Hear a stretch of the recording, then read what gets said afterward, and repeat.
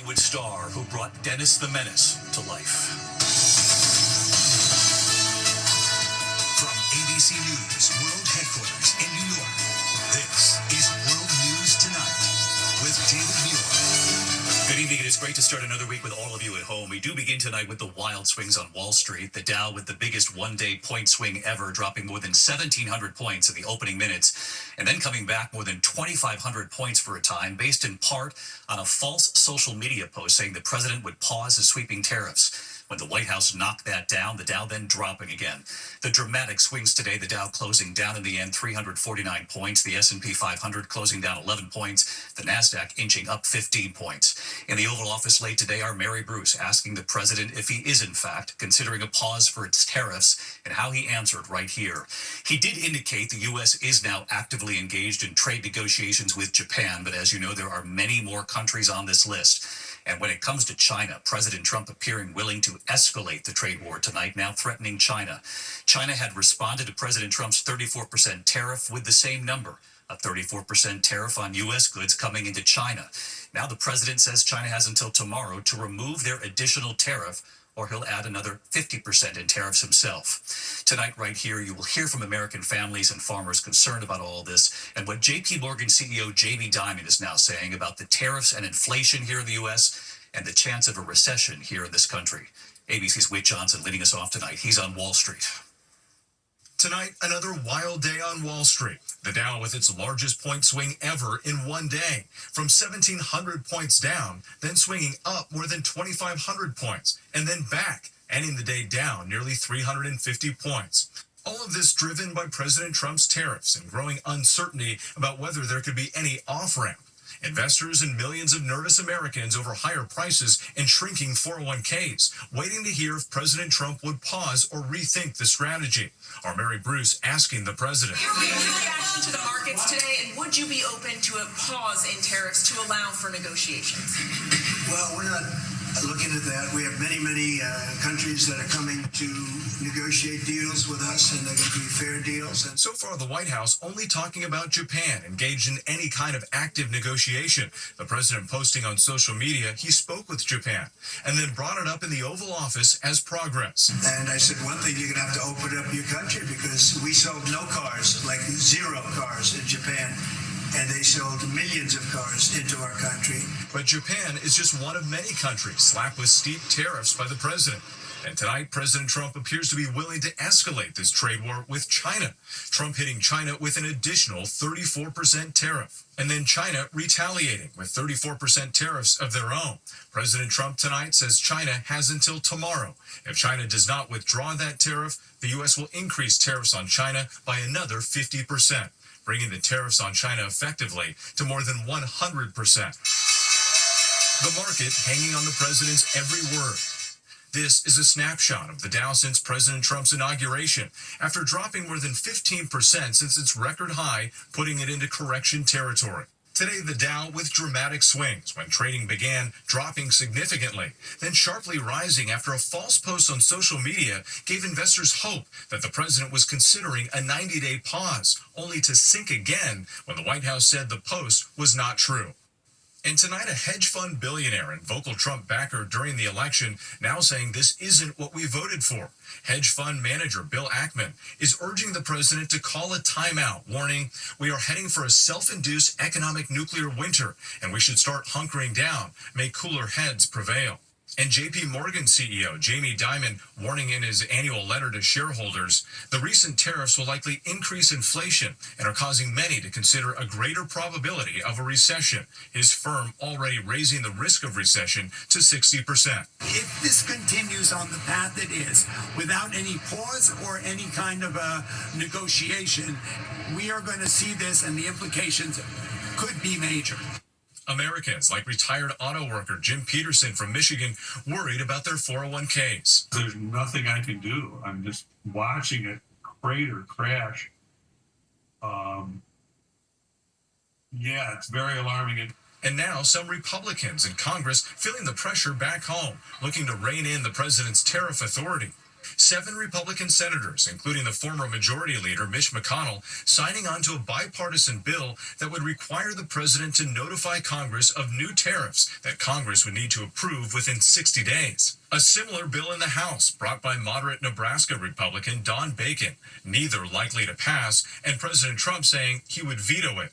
From farm country to Main Street, Americans on edge.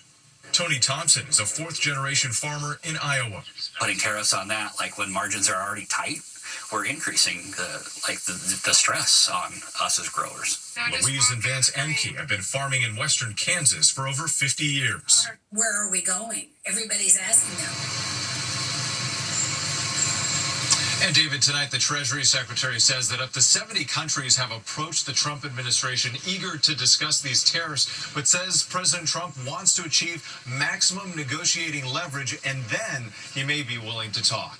David. Wade Johnson leading us off from Wall Street again tonight with thank you. We turn next year tonight to the deadly storms across multiple states. At least 24 people dead, including a father and son taking shelter under a tree. The systems spawning more than 150 reported tornadoes, severe storms bringing dangerous flooding.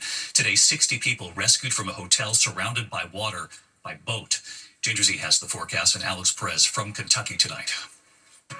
Tonight, after more than 150 reported tornadoes and more than 15 inches of rain in some spots, a slow-motion disaster playing out in the heartland. First responders in Louisville using front-end loaders and boats to rescue more than 60 people trapped in a hotel this morning. Don't drive through water. If you're told to evacuate, evacuate. Watch as the Kentucky River carries this dock right into the Capitol Avenue Bridge in Frankfort. Swollen rivers engulfing neighborhoods. James Cornish evacuated his dad and other family members from Frankfort's Bell Point neighborhood Sunday. It just happened, it just came up so quick. Overnight, fire crews in Columbus, Indiana, rescuing a dozen from floodwaters there. In the town of Hardy in northeast Arkansas, the devastating aftermath: homes knocked from their foundations, vehicles trashed, and roads washed away.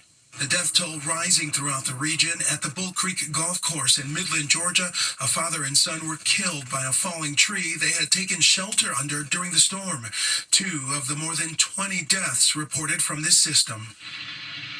And David, still so many roads here completely underwater. The river here has crested and evacuation orders have been lifted, but the cleanup is only just beginning.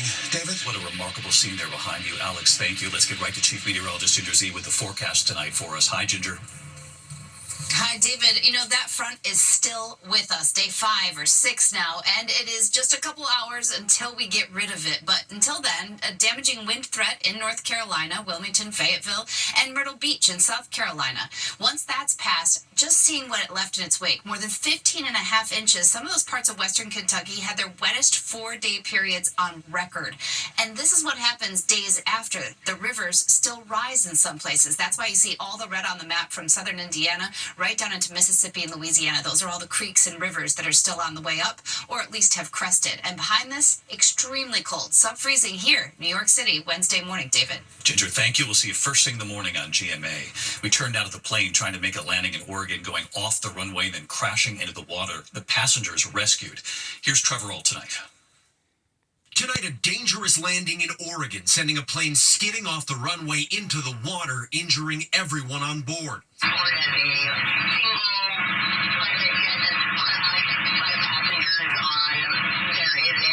It happened just before sunrise. The small aircraft seen here rolling 100 feet past the runway, abruptly dropping out of sight into Coos Bay. The pilot was able to take evasive action to avoid a critically important air navigational tool at the end of the runway.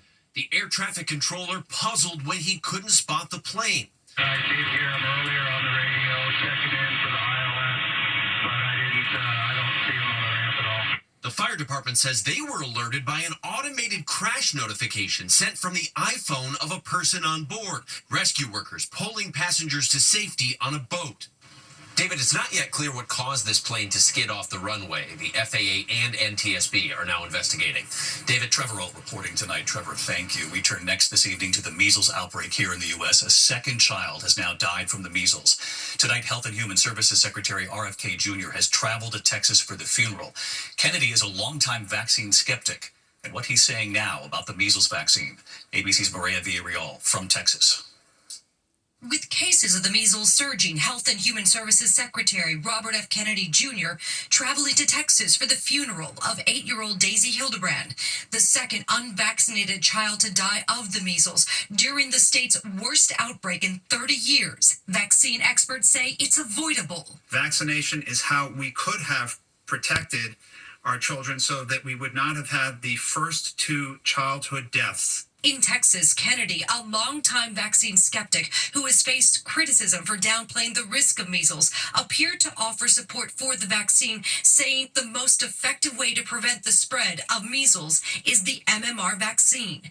But Kennedy himself previously promoted supplements with vitamin A to prevent and treat the measles. Also, cod liver oil, which has high concentrations of vitamin A and vitamin D. Health officials warn vitamin A does not prevent measles after a handful of hospitalized children showed toxic levels. Dosages of vitamin A should be done, under the care of a physician. This is not something where people should be going to, the local pharmacy and running and picking up vitamin A to give to their children. In Lubbock, the owner of this daycare is scrambling to stop the spread and wants quicker testing. We need to know as soon as possible that these kids are positive or negative.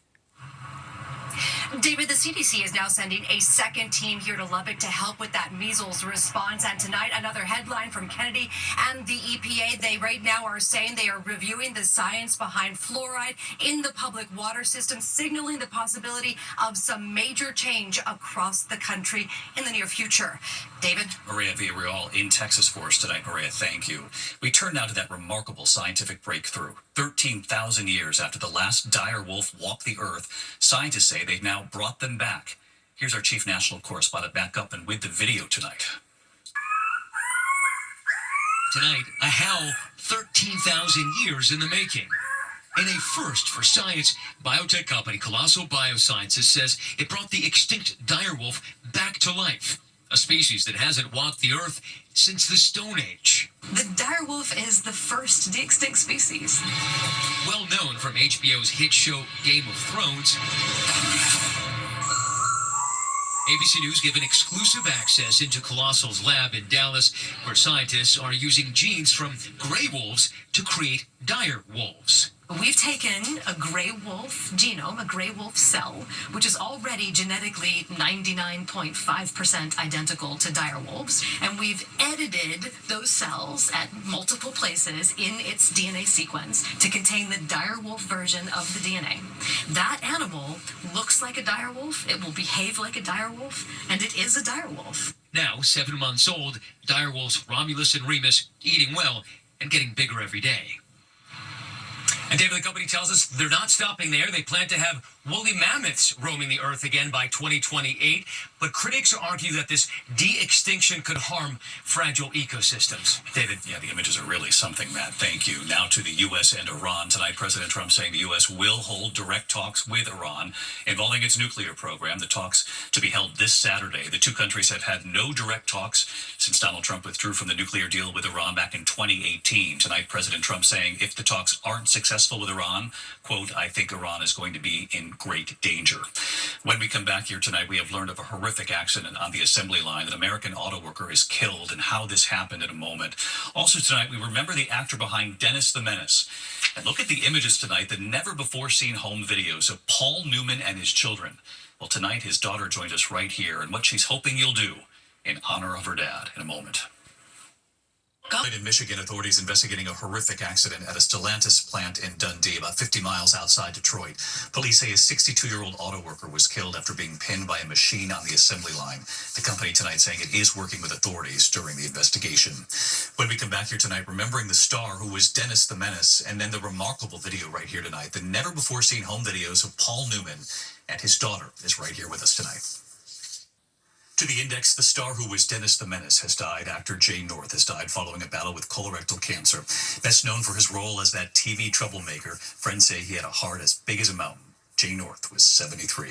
The men's NCAA basketball championship, of course, is tonight. The battle of number one teams, the Florida Gators taking on Houston tonight.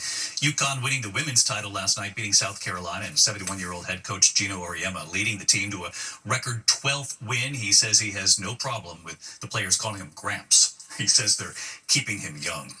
When we come back here tonight, never-before-seen videos of Paul Newman and his family and what his daughter is hoping many will do tonight.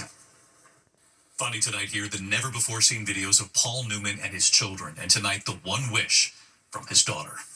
Tonight, the never-before-seen home videos of Oscar-winning actor Paul Newman on his diving board, swimming with his children, his youngest daughter with actress Joanne Woodward, Clea, right there in his arms. Years later, Clea with him at the racetrack, cheering him on, drying his hair in the rain. And right here tonight, Hi, David. Clea Newman, perhaps you can see the resemblance, continuing the mission her father started for children in need. My father, Paul Newman, founded our first camp in 1988, and there are now 30 camps and programs around the world. It's called the Serious Fun Children's Network, a nonprofit network of free camps for seriously ill children and their families. And she shared with us her wish on what would have been her father's 100th birthday this year. My wish is by his birthday, we will have served 2 million children living with serious illnesses. In upstate New York, Lake Luzerne, the Double H Ranch for Children. Hi, David. The Conley Haupt family, their daughter Tatum skiing with her instructor, big sister Porter right there learning too, and grateful.